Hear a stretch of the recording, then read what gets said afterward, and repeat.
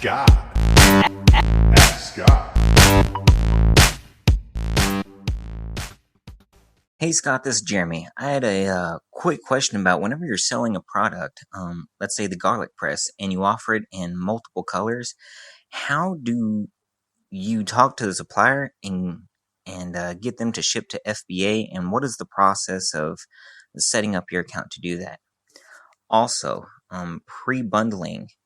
How would you say get a garlic press and a home storage container and bundle them together without actually having it shipped to your house, repackaging them, and shipping it to FBA? Is there a way to get the manufacturers to work together to do something like that? Hey, Jeremy, thank you so much for the question. And it's kind of like a two-part question. The first part of it I have answered quite a bit in the past, but I'm going to answer it again here real quick. But really, you have to think about your listing and having variations. Like you have the parent and then you have the child or the child's because you are the children, we should say, because it's the main listing for the one, like say the garlic press, but then you have a red one, a blue one, a yellow one, and a green one. Those are all variations underneath that same listing. So each variation will have its own SKU, its own FNSQ, or its own UPC, its own marker in a sense. And then your manufacturer will then ship into those once you give them the actual shipping details. You're going to create that stuff for them, and then you're just going to hand off the paperwork, and then it's going to get sent in to Amazon, and then Amazon will put it in for that SKU. All right. Now, the other part of the question, it's a good question too, by the way, is, okay, if I have, maybe I want to put, the red one in with the blue one. I want to have a combo pack. It's going to be a red and a blue one. And what you're asking is can I just have either my manufacturer pre-do that, or do I have to ship it to my house and do it myself, or can I have Amazon do that? Well, Amazon's not going to do that for you. They're just not going to. Okay. I guess the easiest way for you, I say in the beginning, would be for you to pack it yourself and then ship it in. I say easiest, meaning that you don't have to get the manufacturer involved. You just order the pieces and then you put them together in its own box. It's going to then again have its own UPC. It's going to have its own SKU. Okay, because now when they go and pick and pack that, it's going to get picked up with one box, let's say, and it's going to get shipped out as the red and the blue. Okay.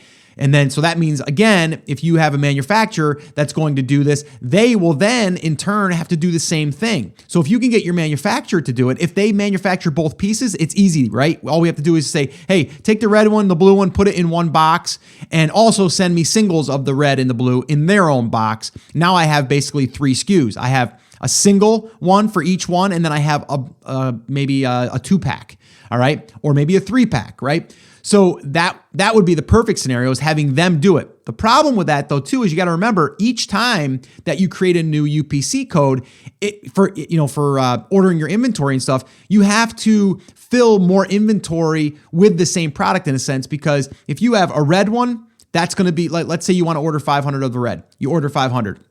You want 500 of the blue, you order 500. Now, if you want 500 of the red and the blue combo pack, that's a whole nother SKU, but a whole nother set of inventory, right? So again, when people are doing these variations, you guys have to keep in mind that every time you do those variations, it might be smart to do smaller amounts on the variations to see which one is going to start selling. So this way here, you're not putting 500 pieces out there and hoping that it's going to sell.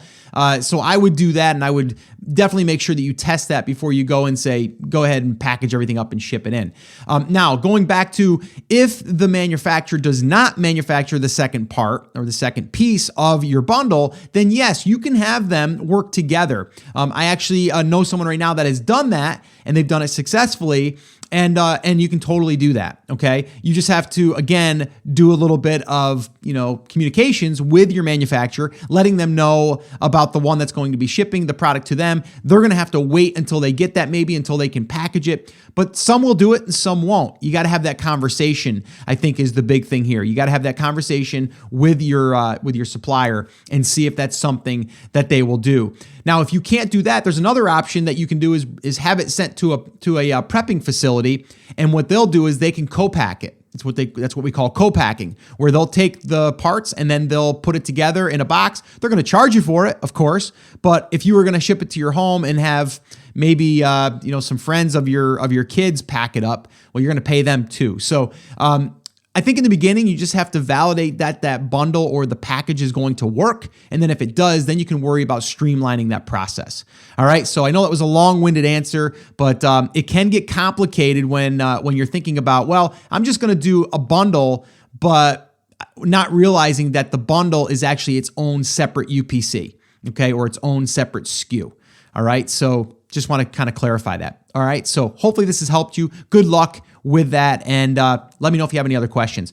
Well, hey there. Thank you so much for listening to that episode of Ask Scott. Now, that was just a highlight from one of our full episodes where I generally answer 3 to 4 questions on a podcast. If you want to go back and listen to all of the past archives of not just the Ask Scott session, but all of the full episodes where I do interviews with top Amazon sellers, people starting from scratch and building a business, if you want to listen to any of those episodes, head over to theamazingseller.com and you can find all of that over there. You can also find details there on how you can ask your own question and get it aired on an upcoming Ask Scott session and possibly see it here on YouTube or just on the podcast. All right, so definitely head over to theamazingseller.com. There's tons of resources over there for you to be able to build your e-commerce and Amazon business. So definitely go check that out. Now, I just wanted to remind you one thing before I let you go. There's a lot of information out there and some of it is really, really good. What I want you to remember is you have to not just consume the information, you have to actually apply that information.